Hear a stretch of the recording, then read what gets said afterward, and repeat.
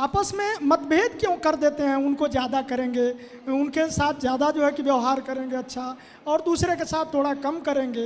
ये ऐसा क्यों होता है और हम लोग उसको किस प्रकार जो है कि उसे पेश आए कि जो है कि माँ बाप को ऐसा नहीं करना चाहिए। पर भारत में 95% माँ बाप ऐसे हैं जो अपने बच्चों में पक्षपात करते हैं। बड़े के साथ अलग व्यवहार करते हैं पक्ष, छोटे के साथ अलग करते हैं। और ये तब तक होता है, शादी नहीं होती तब तक तो माँ बाप सबके साथ बढ़िया रहते हैं, पर जब बच्चों की शादी हो जाती है तो फिर माँ बाप ना थोड़ा अपना भी देखने लगते हैं, और उनकी जगह पर वो ठीक भी है। जैसे 3 बेटे हैं फॉर एग्जाम्पल, तो 3 बेटे में माँ बाप पहले ये गणित लगाते हैं कि इन तीनों में कौन बढ़िया है, मतलब कौन की इनकम अच्छी है, कौन बढ़िया है। तो माँ बाप उस हिसाब से चयन कर लेते हैं अंदर अंदर। वो दोनों पति पत्नी की प्लानिंग हो जाती है कमरे में, है ना, कि कौन बढ़िया है। तो जिनके साथ ज़्यादा बढ़िया है, इनकम वगैरह सब बढ़िया, तो कई बार माँ बाप ये फैसला ले लेते हैं कि भाई ये हमारी सेवा कर पाएगा, ये सक्षम है, तो माँ बाप उसकी तरफ आ जाते हैं। फिर जो छोटा है वो थोड़ा कम काम करता है, कम पैसा कमाता है, तो माँ बाप को लगता है कई बार कि भाई जब ये सेवा कर रहा है, चाहे बड़ा हो या छोटा हो, माँ बाप चयन कर लेते हैं। और ये माँ बाप चयन करते हैं, जबकि माँ बाप को चाहिए निष्पक्ष भाव से वो तीनों को सेवा का मौका दें। बड़े के पास भी रहें, मझले के पास भी रहें, छोटे के पास भी रहें। पर माँ बाप हैं, जिसके पास ज़्यादा प्रेम मिलेगा, ज़्यादा अपनापन लगेगा, वहाँ चले जाएंगे, उनमें वो स्वतंत्र हैं। अब रही बेटे की जिम्मेदारी, तो मैं आपसे बताऊं, माँ बाप ने आपको जन्म दे दिया है, माँ बाप ने पाल पोस कर बड़ा कर दिया है। अब आपके माँ बाप जिस पुत्र के साथ रहना चाहें, आपके जिस भाई के साथ, आप तो उनके प्रति पूरी श्रद्धा रखो, सेवा का भाव रखो, पर वो जिसमें खुश रहें उनकी खुशी में आप खुश रहो, और उनसे कुछ लेने की इच्छा ना रखो। अपने मेहनत बलबूते से उनको कुछ देने की इच्छा रखो, उनकी सेवा करो, और आप सेल्फ डिपेंड बनो, माँ बाप के आश्रित ना रहो। जी धन्यवाद गुरुजी। पत्नी जी भी कुछ हमारी कहना चाहती। हाँ, बात कराओ पत्नी से।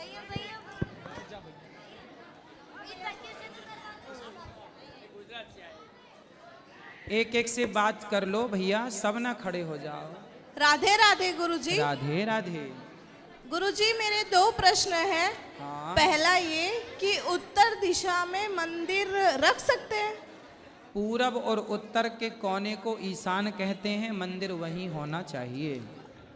और दूसरा प्रश्न ये कि क्या मैं गुरु नाम ले सकती हूँ? हाँ। और गुरुजी मुझे आपके चरण स्पर्श करने हैं।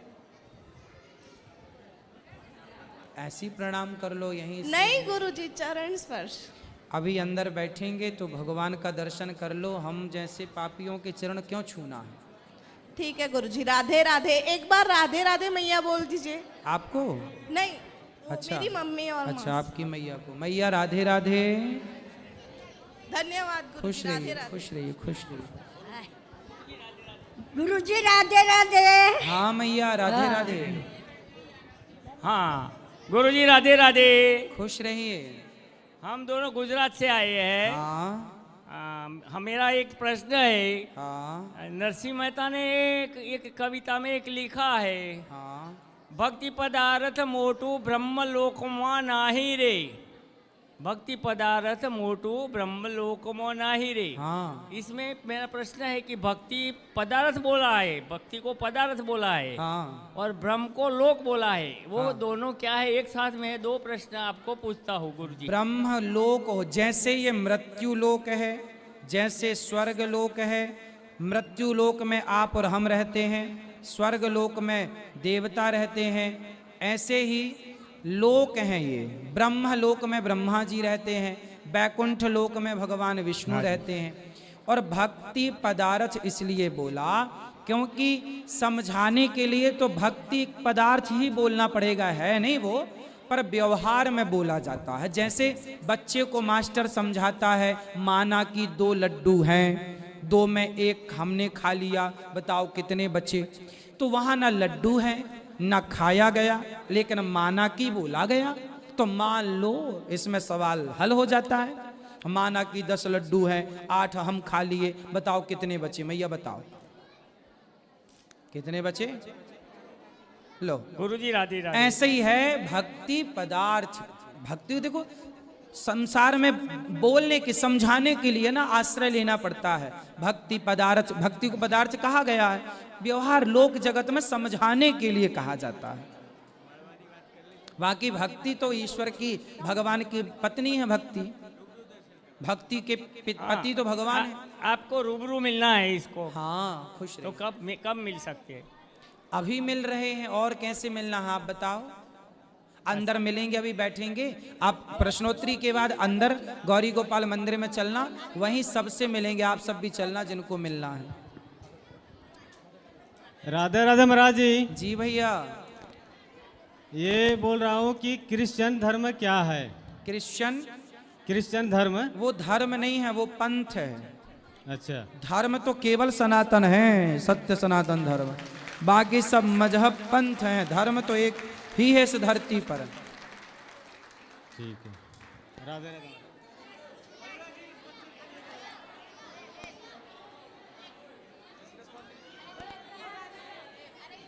भाई अब तो आजा भैया। श्रीमन नारायण गुरुजी। हाँ जी। बहुत देर बाद माइक आया। गुरुजी, एक तो मुझे 2024 में 24 दिसंबर का इंतज़ार है। हाँ। जब आप मेरठ में आएंगे और हम आपकी लाइव कथा फिर से सुन पाएंगे। बिल्कुल। बहुत इंतज़ार है उस दिन का। और गुरुजी, मेरी बिटिया भी आई है, बहुत पूजा करती है। मेरे पति बहुत अच्छे हैं, बहुत अच्छे हैं। मुझे यहाँ तक लेके आए, कथा सुनवाई। 1 मिनट में उन्हें बुलाना चाहूँगी। बुला लो। तब तक भैया माइक आगे ले आओ, आगे भी प्रश्न हैं। माइक आगे ले आओ। राधे राधे गुरु जी। जी।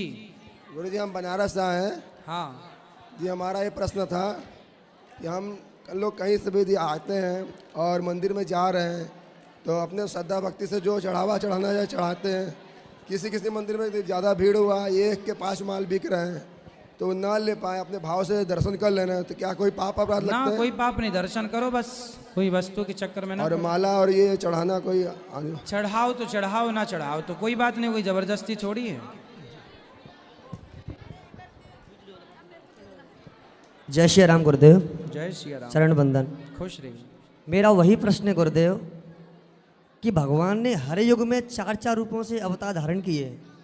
भगवान ने सतयुग में 4 रूप से आए थे, सनक, सनंदन, सनातन और सनत कुमार। भगवान त्रेता युग में भी 4 रूपों से पधारे, श्री राम, भरत, लक्ष्मण, शत्रुघ्न। और भगवान द्वापर में भी 4 विग्रहों से ही आए हैं, 4 रूपों से आए हैं। जैसे कि वर्णित है भागवत कथा में, ओम नमो भगवते तोभ्यम वासुदेवाय धीमहि प्रद्युम्नाय निरुद्धाय नमः संकर्षणाय च। बस मुझे प्रश्न इतना सा पूछना है कि भगवान राम तो साक्षात कृष्ण बने हैं, लक्ष्मण जी शेषावतार बलराम जी बने हैं, पर प्रद्युम्न जी कौन हैं? जो प्रद्युम्न महाराज हैं ना, वो कौन हैं, किसके अवतार हैं?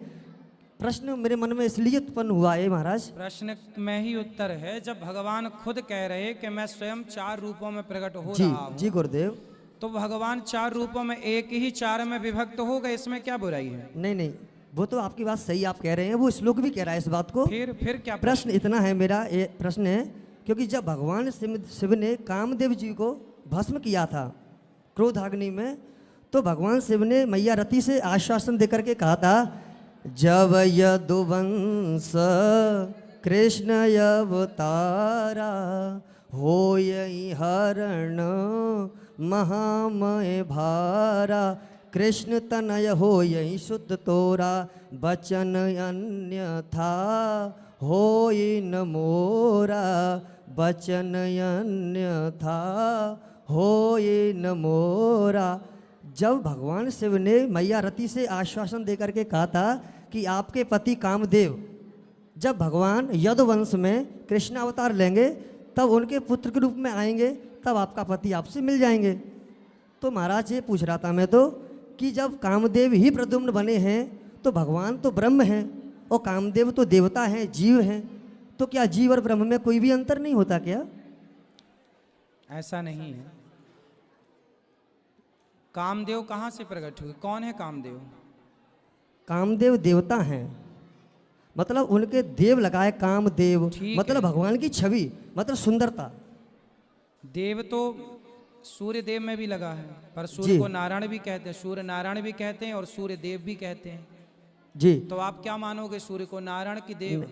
हाँ महाराज, ये बात आपकी सत्य है, फिर? क्योंकि भगवान संपूर्ण सुनो। चराचर जगत के स्वामी हैं। सुनो। हर कण में उनका निवास है, तो संपूर्ण जगत को उनका रूप माना जाता है। आप हम ये समस्त जितने भी जीवात्मा है इस धरती हाँ, में, तो फिर वो उनका ही रूप है। तो कामदेव लेकिन को भी भगवान का रूप मान लेने में क्या आपत्ति? कामदेव कौन है? नहीं महाराज, मैं ये नहीं कह रहा, मैं तो भगवान केवल सुनो, भगवान ही 4 रूपों में प्रकट हुए। जी मुख्य हैं भगवान कृष्ण, वही है प्रद्युम्न, वही है अनिरुद्ध। पुत्र के रूप में कामदेव आए, जो कि आपने बताया। इसमें महाराज, कोई सवाल? कुछ लोग ऐसा कहते हैं कि प्रद्युम्न महाराज को भरत जी का अवतार माना जाता है, लेकिन भरत तो साक्षात ब्रह्म ही तो है, उन्हीं के 4 रूप हैं ना। जब भगवान खुद कह रहे हैं कि मैं 4 रूपों में प्रकट हो गया, तो ईश्वर जब अनेक रूप में प्रकट हो सकते हैं, अनेक रूपाय विष्णवे प्रभु विष्णवे, तो वो 4 रूपों में क्यों नहीं प्रकट हो सकते? इसमें संदेह क्यों है? आपको संदेह कुछ वो नहीं है? प्रकट हो सकते हैं। संदेह केवल इतना सा है मेरा कि भगवान शिव ने जब रति को आश्वासन दिया था सब कि ठीक कामदेव उनके पुत्र के रूप में प्रकट होंगे, हाँ। तो बस यही पूछ रहा था, तो वो उनके समान कैसे हो सकते हैं? उनके अंश हैं। अरे ये भैया, बात- पुत्र पिता के समान ही होता है, पुत्र पिता के समान ही होता है। पढ़ो शास्त्रों को तो महाराज, समझो। भरत और शत्रुघ्न किस रूप में आए इस अवतार? आत्मा वही जायते पुत्रः, शास्त्र कहते हैं आत्मा वही जायते पुत्रः।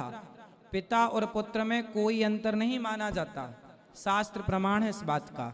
इसलिए कृष्ण में और प्रद्युम्न जी में कोई अंतर नहीं मानना चाहिए। जी जी, पर महाराज इतना और बता दो कि भरत और शत्रुघ्न किस रूप में आए थे द्वापर युग में? भगवान ही है, अनेक रूप में आते हैं। वो अनिरुद्ध के रूप में है, अनेक रूप हैं, जैसा कि आपने बताया। भगवान, एक प्रश्न और है। बलराम जी, कृष्ण, प्रद्युम्न और अनिरुद्ध, ये चारों वही हैं, राम लक्ष्मण भरत शत्रुघ्न वही है।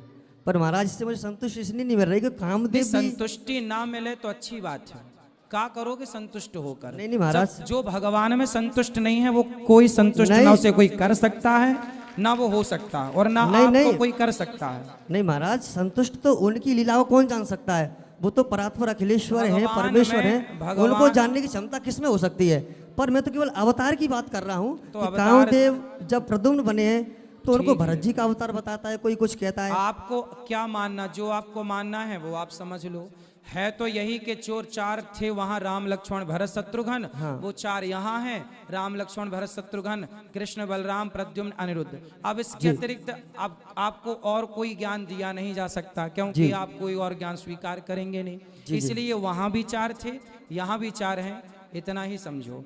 और इसमें ना भगवान में इतना तर्क वितर्क ना करो। नहीं महाराज, मैं तर्क भगवान वितर्क संशयात्मा विनश्यति, भगवान को संशय से नहीं श्रद्धा से जाना जा सकता है। जी जी, तर्क ईश्वर अतर्क है। जी जी, है ना। अब आप कह रहे हैं कि कामदेव तो जीव हैं, ये परमात्मा है। ये जीव परमात्मा आप तय करोगे कि भगवान तय करेंगे कि कौन जीव है कौन परमात्मा? नहीं ये महाराज, तय करने का भी अधिकार भगवान को मैंने है। ये प्रश्न इसलिए पूछा क्योंकि तुलसीदास जी वर्णन कर रहे हैं श्री रामचरितमानस में, आपकी बात पर बस जीव स्वबस भगवंता, चारों जो हैं जीव अनेक एक श्रीकंता। भगवान तो एक हैं, एको ब्रह्मो द्वितीयो नास्ति, लेकिन जीव तो अनेक हैं। पर जीव ब्रह्म कैसे हो सकता है? इतना प्रश्न है सर। नहीं तो जीव ब्रह्म क्यों हो सकता है? भगवान ही ब्रह्म है, जीव क्यों होगा ब्रह्म? आप ना प्रद्युम्न जी को जीव कोटि में मत गिनो। जी जी, आप गलती यहाँ कर रहे हैं कि प्रद्युम्न जी को जीव कोटि में गिन रहे हैं। वो मैं नहीं ले रहा महाराज, मैं नहीं ले रहा। कुछ लोग कहते हैं कि वो कामदेव हैं, तो मतलब उनका अंश क्यों कहा गया? आप पहले अच्छे गुरु की शरण में जाओ, पहले अध्ययन करो। ये चीजें ऐसे नहीं समझ में आती, पढ़ने से आती हैं। जब शास्त्रों को गुरु परंपरा से पढ़ोगे तब कुछ समझ में आएगा, वरना ये संदेह बना रहेगा। ठीक है, गुरु शरण में जाओ, गुरुजनों से प्रार्थना करो कि प्रभु हम इस विषय को पढ़ाओ। जब पढ़ेंगे परंपरागत तब समझ आएगी। नहीं, पूछने की जरूरत नहीं है, मुझे विश्वास है वो तो अनंत रूप धारण कर सकते हैं। वो तो फिर? भगवान है, क्या नहीं कर सकते। कण तो कण जब में निवास पता ही उनका। है तो फिर पूछना केवल क्यों इसलिए है? पूछा, कुछ लोग कहते हैं इसलिए मैंने संशय का निवारण किया महाराज। कुछ लोग कहते हैं ऐसा।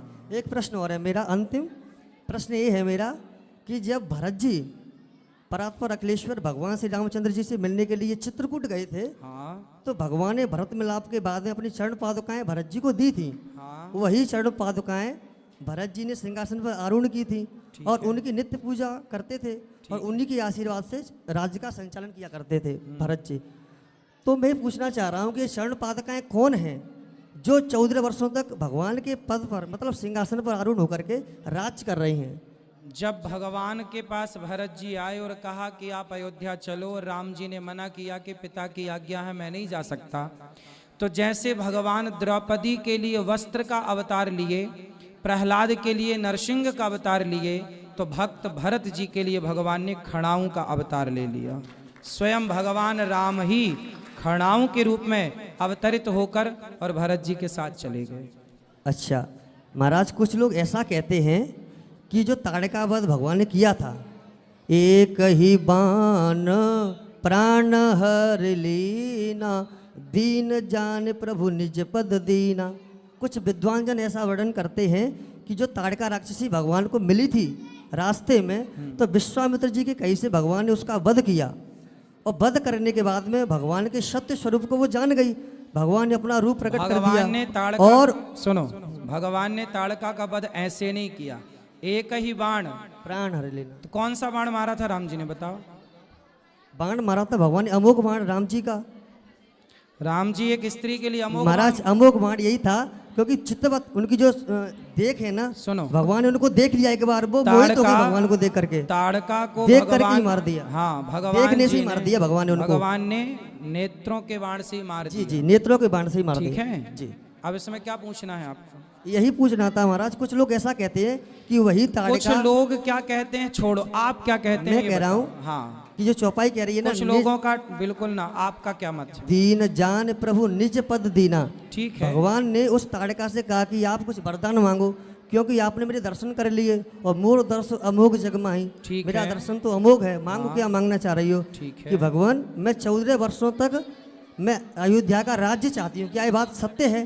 क्या वही ताड़का राज्य से ही अरे चरण राम पादुकाएं के रूप में आई थी? आप लोग अर्थ का अनर्थ करने वाले हैं, सिर्फ अनर्थ करना जानते हैं। राम जी ही, अब राम जी आपके हिसाब से तो राम जी ने ताड़का को दे दिया भरत जी को। अब भरत जी जैसे भक्त ताड़का क्या क्या करेंगे?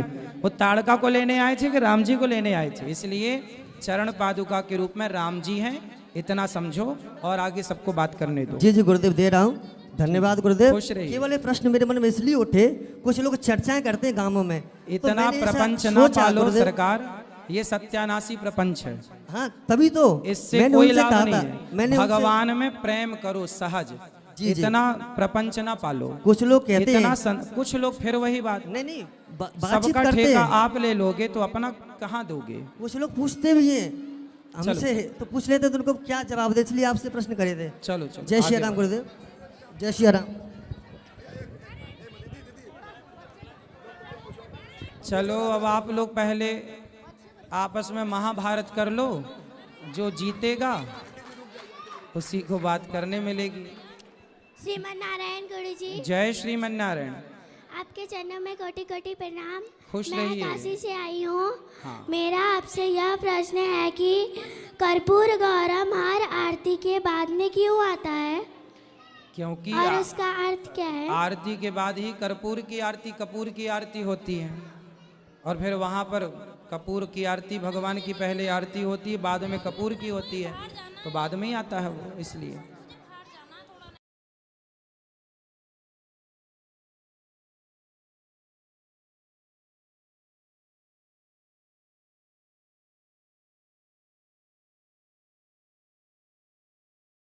ठीक है, चलो अब जो YouTube पर जुड़ रहे हैं वो चैनल को सब्सक्राइब कर लें और शेयर कर लें। एक सेकंड पूछ लेते हैं। बोलो बोलो, जल्दी बोलो।